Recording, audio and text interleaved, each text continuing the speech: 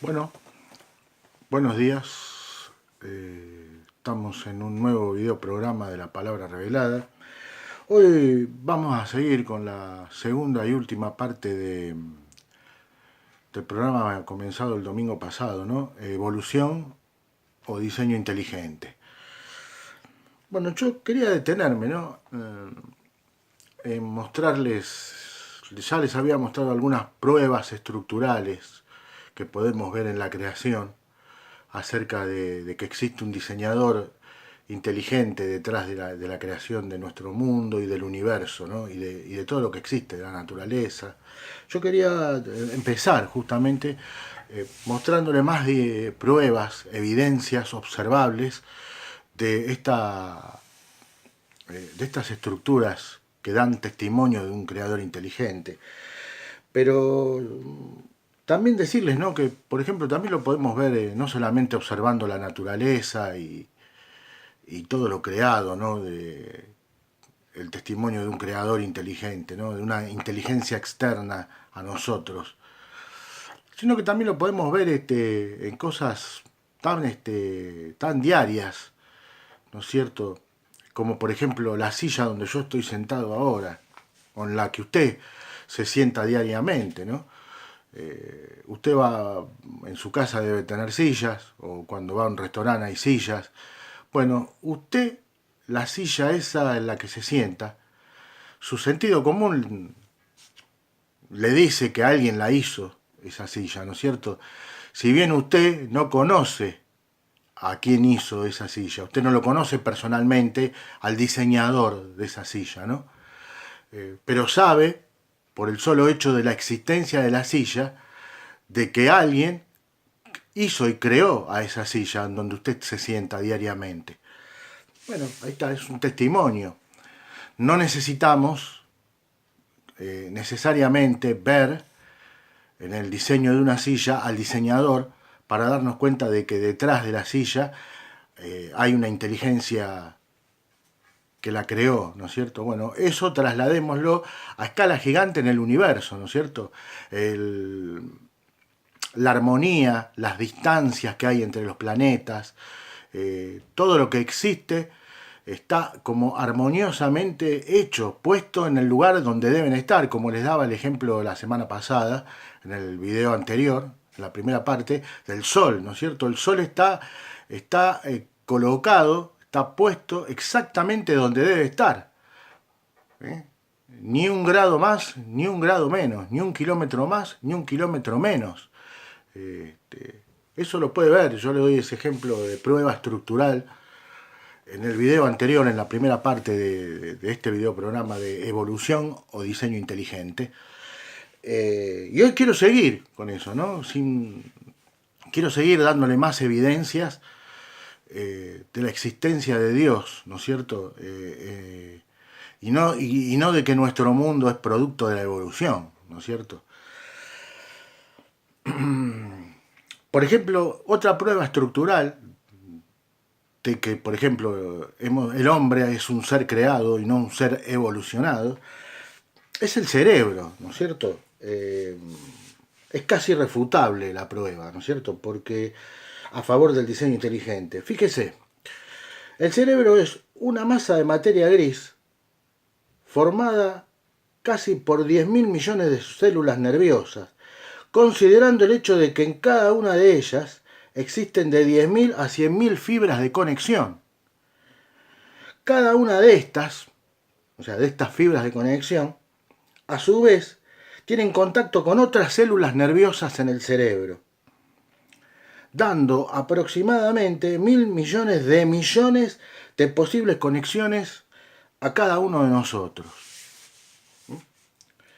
Es difícil, entonces, viendo esta complejidad que ya está en nuestro propio cerebro humano, la cantidad de conexiones perfectas que hay entre unas y otras, es difícil concebir que tal complejidad, como la que se halla en el cerebro humano, y perfección, resulten solo por accidente o azar, o la casualidad, o por el tiempo. Amigos, los falsos dioses evolucionistas del tiempo, la casualidad y el azar no producen armonía y complejidad, no la producen.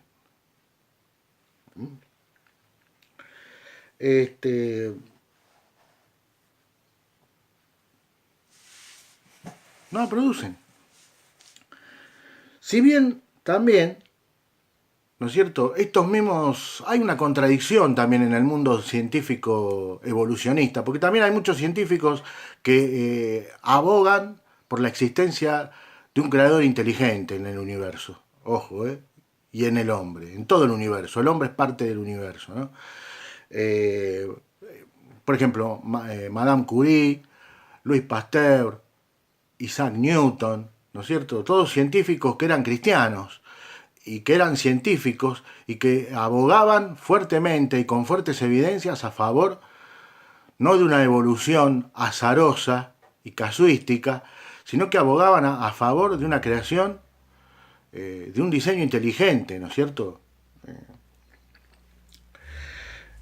Bueno, por ejemplo, hay una anécdota, ¿no es cierto? Yo les voy a contar una anécdota de Blas Pascal, otro gran científico y mente brillante de la historia humana. Pascal, entre muchas de las cosas que era astrónomo. Y dice que una vez Blas Pascal invitó a sus amigos astrónomos, ateos, a su casa. Dicen que Pascal, sabiendo esto, durante los días previos a ese encuentro en donde él los invita a su casa, a una cena, él empezó a hacer un sistema solar a escala. Él lo empezó a hacer en su casa, calculando el tiempo que había entre la invitación y que le quedaba, empezó a hacer él mismo un sistema solar a escala. Bien, él lo construye todo, lo cuelga ahí en su laboratorio y cuando llega este día, los amigos de Blas Pascal empiezan a caer en su casa, él los saluda todo y le dice, bueno, les va mostrando todas sus investigaciones astronómicas y varios de sus amigos quedan impresionados porque con lo primero que se chocan cuando entran al laboratorio de estudio de Blas Pascal es con ese sistema solar hecho a escala. Entonces, y Blas Pascal había sido muy atacado por sus amigos y colegas astrónomos, que eran ateos, evolucionistas, que eran, había sido muy atacado, ¿no? De que no. Entonces Blas Pascal, cuando sus amigos se chocan con ese, dice, pero qué hermoso sistema solar, dice. Pero ¿quién? Le pregunta a Mario, está precioso ese sistema solar, pero ¿quién lo creó? Y Blas Pascal, irónicamente, les contesta, se hizo solo. ¿Qué tal? Blas Pascal les contesta irónicamente, se hizo solo. ¿Vieron? Dice, se hizo solo. A lo que sus amigos ateos empezaron a mirar con un signo de pregunta, ¿no? ¿Cómo? O sea, Blas Pascal muy inteligentemente les demostró que así a pequeña escala alguien puede hacer un sistema solar a escala, a gran escala, el universo también no pudo haber surgido de que se cree solo, que cada planeta se ponga donde está, en la distancia que están. Muy ingeniosa la demostración de Blas Pascal para demostrarle a sus amigos ateos evolucionistas que detrás de ese sistema solar a escala que él había hecho había una inteligencia externa a eso, que había sido él. Y que existe además a gran escala una inteligencia externa, un diseñador externo a la creación de todo lo existente, del universo, de la naturaleza, de los animales y de la corona de la creación, que es el hombre, ¿no es cierto? Y ese creador es Dios, tal como el apóstol Pablo lo atestigua también, ¿no? Y lo dice en su carta a los Romanos, capítulo 1, versos 20 al 22, ¿no es cierto? Bien, estos mismos, les decía, estos mismos científicos evolucionistas que niegan y persisten en negar la creación del universo y de todo lo creado por medio de una inteligencia externa, de un diseñador inteligente, son estos mismos negadores se contradicen. ¿Por qué se contradicen? Porque si bien hay muchas evidencias de que la Tierra y el universo son productos de una creación y no de evolución, voy a ponerles un último ejemplo, ¿no?, de esto. O un casi último ejemplo de esto, ¿no? Apelando al pensamiento de ustedes que me están mirando y al sentido común, ¿no es cierto? El sentido común que debería ser utilizado muy a menudo, ¿no?, en todos los ámbitos de las actividades del hombre, pero que es el sentido común es el menos común de los sentidos que el hombre usa, ¿no? Por eso se cometen y vemos en el mundo de hoy tantas barbaridades dando vuelta, ¿no? Entonces yo le pregunto, ¿no? ¿No le parece extraño? ¿No le parece extraño a usted que me está mirando, ¿no?, que hombres geniales, ¿no es cierto? Porque que sean ateos no quita que sean hombres inteligentes los científicos evolucionistas, ojo, simplemente que están errando en el diagnóstico acerca del origen del hombre y del origen de todo lo que vemos, ¿no?, de la naturaleza, del cosmos, simplemente que están errando en ese aspecto, ¿no? Pero eso no quita que sean hombres brillantes. ¿No le parece extraño que hombres geniales pasen su vida en un laboratorio tratando de crear vida? Tratan de crear vida, lo que ellos niegan de Dios y de lo que el mundo en el que nosotros vivimos, ellos tratan de hacerlo en un laboratorio. Solo para demostrar que no se necesitó inteligencia para formarla. Por cientos de años, estos científicos han tratado de crear la más rudimentaria forma de vida y han fracasado. Sin embargo, esos mismos hombres nos quieren hacer creer que la vida se originó solo por el tiempo y la casualidad. Fíjese, ¿se da cuenta usted? Sir Fred Hoyle, quien fue un eminente astrónomo y matemático, científico, ¿no es cierto?, obviamente, decía que seamos científicamente sinceros, decía él, ¿no? Todos sabemos que las probabilidades de que la vida surgiera por azar y casualidad a través de la evolución hacia una complejidad y organización cada vez mayor es igual a las probabilidades de que un tornado azote un lote de chatarra y construya un avión a reacción Boeing 747. ¿Se entiende, no? Esto lo decía este hombre, un hombre de ciencia, un astrónomo y matemático, Sir Fred Hoyle se llama. Bien. Ahora sí, ¿no? Una última.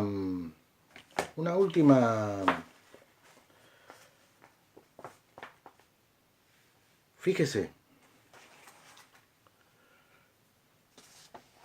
Le voy a dar otra prueba estructural de que vivimos en un mundo y en un universo creado y no evolucionado.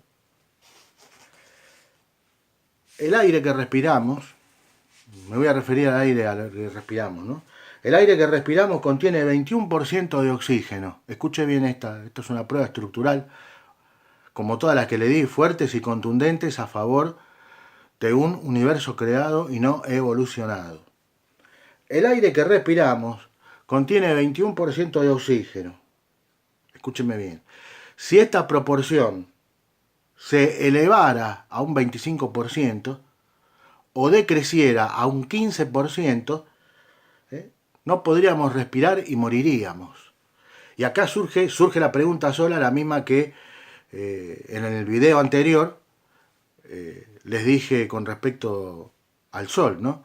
La pregunta surge, ¿quién puso la dosis exacta, que es 21%, ¿no es cierto?, para que al respirar no nos muriéramos? ¿Quién puso la cantidad exacta? Y le voy a dar otro ejemplo burdo. Usted cuando prepara una torta, usted tiene que tener los elementos y los ingredientes en cantidades exactas. ¿Me entienden? Si usted pone un poco más o un poco menos de algún ingrediente, la torta no va a salir como tendría que salir.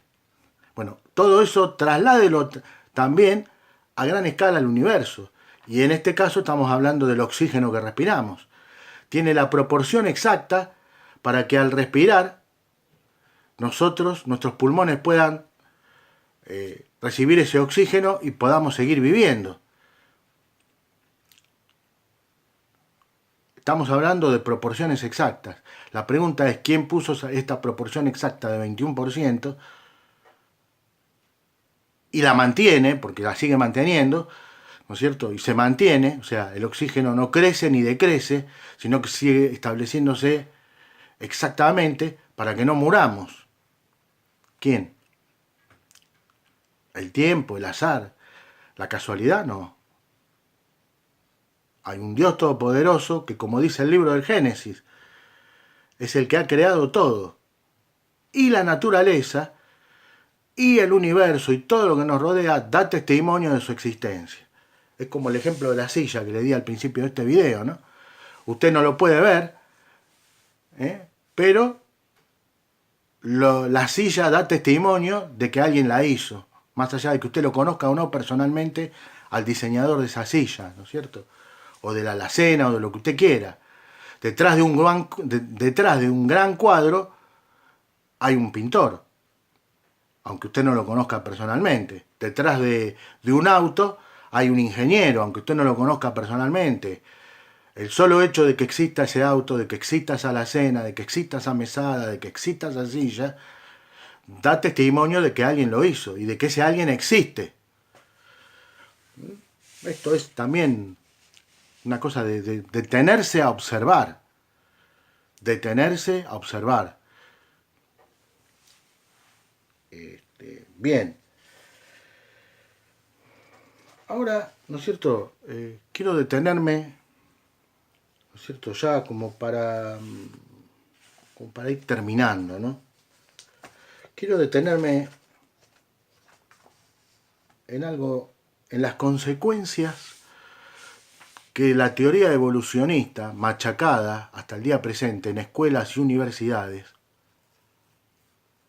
cómo la teoría de la evolución ha afectado y cómo afecta a la vida social de los individuos, ¿no es cierto? Política y socialmente. Y es que ese es el motivo por el que las élites ricas han financiado y siguen financiando la mentira de la tesis evolucionista. Porque no se busca la verdad de nuestros orígenes, sino tratar de elucubrar una teoría, explotar esta teoría de Darwin, para que ellos puedan seguir manteniendo el poder. Lo que hace la teoría evolucionista, como les dije también en una parte del video anterior, en la primera parte, busca denigrar la vida humana, busca quitar los valores judeo-cristianos, ¿no es cierto? Y ya van a ver, porque yo ahora voy a hablar de eso, de lo que escribí también acerca de cómo la teoría de la evolución ha sido creada para denigrar la vida humana. A través de las dos grandes ideologías, digamos, que imperan en el mundo, que es el capitalismo neoliberal y el marxismo, ¿no es cierto? Fíjense cómo apuntan estas dos, cómo la teoría de la evolución apunta a denigrar la vida humana, a empequeñecer la vida humana. La teoría de la evolución, inspirada por la filosofía naturalista, de la que Darwin fue un adepto ferviente, se sigue sosteniendo, o sea, como les decía recién, se sigue enseñando, ¿no? No porque sea cierta, sino porque es funcional tanto al capitalismo neoliberal como al marxismo. O sea, ambas ideologías necesitan desacralizar la vida humana y denigrarla al mismo valor de un animal o una planta, para así poder justificar la explotación del hombre por el hombre. Esta explotación del hombre por el hombre se da en el capitalismo neoliberal, se da a través de el mercado y las corporaciones privadas, las corporaciones multinacionales privadas, y en el marxismo se da a través del Estado. ¿No es cierto? Fíjese cómo la teoría de la evolución es funcional a estas dos ideologías y que podemos ver, ya lo van a ver, ¿no? Cómo en sus ideologías y en las medidas de gobierno que implementan, cómo se ve lo nefasto de la tesis evolutiva en la vida diaria de nosotros, ¿no? Del hombre. Si la vida es producto de fuerzas azarosas y mutaciones, ¿no?, que desembocaron en la aparición del hombre y no producto de un Dios creador que impregnó en el hombre su imagen y semejanza, haciendo del hombre corona de la creación y por consiguiente a la vida del mismo sagrada, es entonces y solo entonces que todo vale para conseguir los objetivos y fines que ambas ideologías persiguen. No nos debe extrañar, entonces, que bajo un gobierno de extracción neoliberal capitalista se pretendan imponer leyes laborales en donde el hombre solo es un engranaje, y esto lo estamos viendo con la salvaje reforma laboral que Macri en este momento está queriendo imponer en nuestro país. Todo eso está inspirado por la teoría de la evolución. Ustedes lo pueden ver, yo les estoy diciendo eso. Cómo la tesis evolutiva se traduce en medidas de gobierno y en ideologías, tanto capitalismo neoliberal como marxismo, cómo se traduce después a la vida del hombre común, como usted y como yo, ¿no? Esto es lo que inspira, esta es la raíz matriz, ¿no es cierto?, de sacralizar la vida humana para convertir al hombre en un engranaje más que solo está para producir y llenar los bolsillos del gran capitalista a costa de minimizar sus derechos, o sea, los derechos de los trabajadores al máximo para incrementar las ganancias del amo, entre comillas, al máximo. El dios, entre comillas, del neoliberalismo es el mercado y las corporaciones multinacionales privadas. Este falso dios, ¿no? Lo mismo pasaría en un gobierno de extracción marxista o de tendencia de izquierda, ¿no es cierto? Allí el dios es el Estado, ¿no es cierto? Y los caballitos de batalla con el que se intenta seducir a las masas en un gobierno de extracción izquierdista son la igualdad y la justicia social, ¿no? El Estado, en este caso, en el marxismo, es el Estado el que ocuparía el lugar de Dios, entre comillas, y en nombre de la igualdad y la justicia social decide cuánto uno debe ganar, cuántas horas debe trabajar, ¿no es cierto? El hombre, en ambas ideologías, es cosificado porque pasa a ser, en el caso del marxismo, pasa a ser propiedad del Estado. Y en el caso del neoliberalismo capital, el hombre imperceptiblemente pasa a ser el engranaje de ajuste a favor de los intereses de las corporaciones multinacionales privadas. En el caso del marxismo, seguimos, en el caso del Estado, es un Estado que en su búsqueda de la igualdad se va volviendo cada vez más opresivo y totalitario, ¿no? Vemos que en ambos sistemas, capitalismo neoliberal y marxismo, pero en diferentes formas, el naturalismo filosófico y la tesis evolutiva son el alma mater que los impulsa. O sea, el alma mater en latín es alma madre, ¿no? Y esto es el desacralizar, la desacralización de la vida humana. Muchos, la gente común, muchos ciudadanos no se dan cuenta de esto, ¿no es cierto? Porque esto es muy imperceptible. O sea, uno tiene que meterse a investigar y ver, ¿no es cierto? Muchos no se dan cuenta de esto porque es muy imperceptible. Ahí está, ¿ves? Lo que les decía recién. Es muy imperceptible la conexión entre la tesis evolutiva y las dos ideologías y cómo éstas se traducen en la vida cotidiana de los ciudadanos, ¿no? Pero está ahí, usted la puede ver, predominan, están invisibles y predominan como el motor impulsor de ambas ideologías, ¿no? Es esto, ¿no es cierto? Esto que acabo de decirles es lo que sigue sosteniendo la enseñanza de la tesis evolutiva, no su veracidad. De hecho, nunca se comprobará porque no fue creada para esto. No es utilizada para esto la enseñanza de la tesis evolutiva, ¿eh? Sino para justificar todo tipo de conducta y moralidad execrable que ambas ideologías ejecutan sobre el individuo, sobre los ciudadanos comunes. ¿Eh? Les decía, no fue creada para esto, sino para justificar todo tipo de conducta y moralidad execrable que los hombres tienen con sus semejantes, ¿no es cierto? Muchas veces con el fin de conseguir sus objetivos. Y vemos también, vemos las consecuencias, ¿no?, de si se quita a Dios de la vida humana, la vida se transforma en un infierno en la tierra. Porque en ambas ideologías y en la tesis que las alimenta, no hay lugar para el perdón, no hay lugar para la misericordia, no hay lugar para la compasión y no hay lugar para el amor. ¿Eh? Todo, todo lo que instala y queda es la máxima evolutiva trasladada a la vida social de los individuos. Y es la ley del más fuerte. Y esto no solo es observable, usted lo puede ver, usted lo ve diariamente. Y si no lo puede ver, bueno, lo lamento, pero lo que le estoy diciendo es observable. No solamente es observable, sino que comprueba cómo se nos ha impuesto una cultura de la muerte, aunque del discurso de los políticos siempre nos hablan de la vida.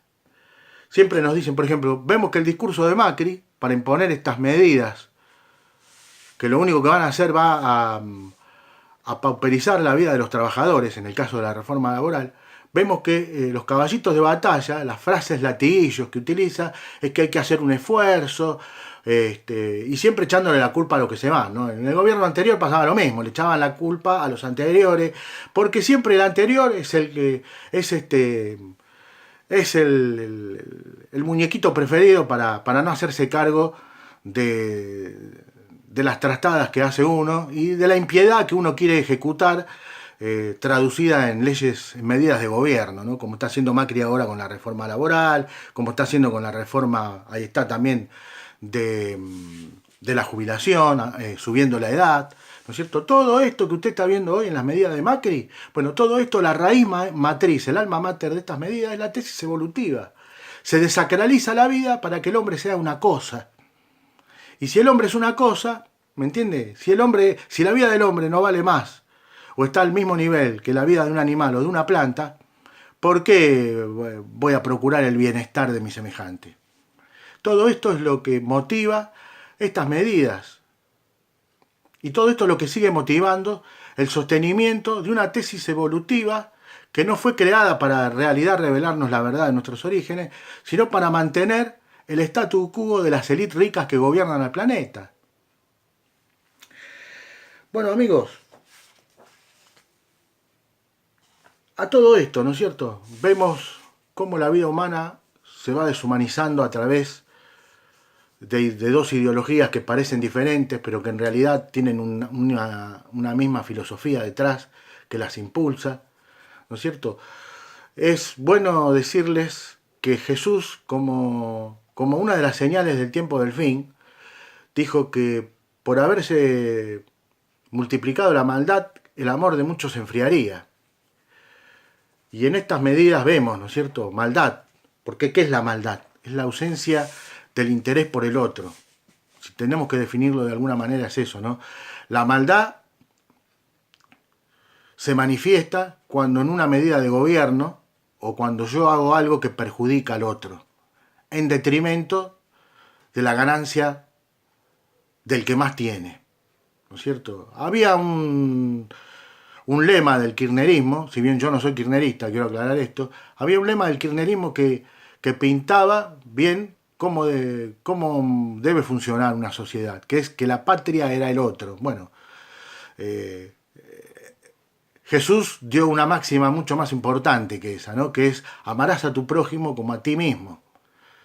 Y esto se traduce en que si tú amas a tu prójimo como a ti mismo, vas a desear lo mismo que vos deseás para vos, lo vas a desear para el otro. Y cuando eso no ocurre, que es lo que ocurre hoy en el mundo, cuando eso no ocurre, cuando lo que yo persigo me va a beneficiar a mí solo o a un grupo selecto de personas, en el caso de corporaciones, deseos,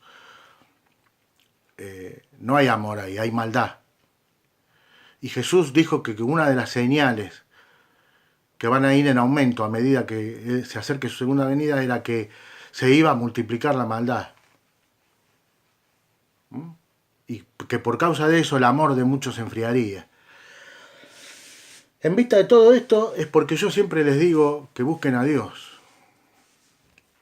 Si sos creyente, amén, afírmate. Sigue afirmándote en la lectura de la palabra de Dios y en la palabra de Dios y buscando a Dios. Si no eres creyente, yo te digo que el tiempo se está cortando y que tienes que buscar a Cristo, que necesitas ser salvo. Yo no te estoy hablando de religión, yo no hablo de religión porque el cristianismo bien entendido no es religión, porque el cristianismo no habla de que tenés que hacer una serie de cosas, sino que habla de que tú no necesitas religión, sino que necesitas salvación. Y que esta salvación no la ejecuta una religión de reglas, sino que la ejecuta un hombre, y este hombre es Jesucristo. El tiempo se está cortando, ya estamos en los últimos tiempos. Y la Biblia nos conmina a que, si tú eres de aquellos que aún no han creído en Jesucristo, que busques a Cristo, que Él es el único que puede ejecutar tu salvación, porque Él murió para eso y resucitó para eso, para darte salvación y vida nueva. La Biblia dice claramente en Romanos 3:23 que todos pecamos y que por causa de eso estamos todos destituidos de la gloria de Dios. Ahora bien, pero Cristo, en su muerte y en el derramamiento de su sangre y en el poder de su resurrección, abrió un camino para que no seamos eternamente condenados, sino que podamos obtener salvación por medio de la fe en su sacrificio expiatorio. Él nos da vida nueva y salvación. La palabra de Dios dice en Juan 3:16 que de tal manera amó Dios al mundo que ha dado su Hijo unigénito para que todo aquel que en Él crea no se pierda, mas tenga vida eterna. Amigo, si no eres creyente, yo te invito a que te acerques a Cristo. Él abrió un camino de perdón y vida nueva, más allá de todo lo que malo que hayas hecho. No importa, todo ha sido llevado en el cuerpo de Cristo en la cruz. Todo lo que te necesitas es arrepentirte, sentir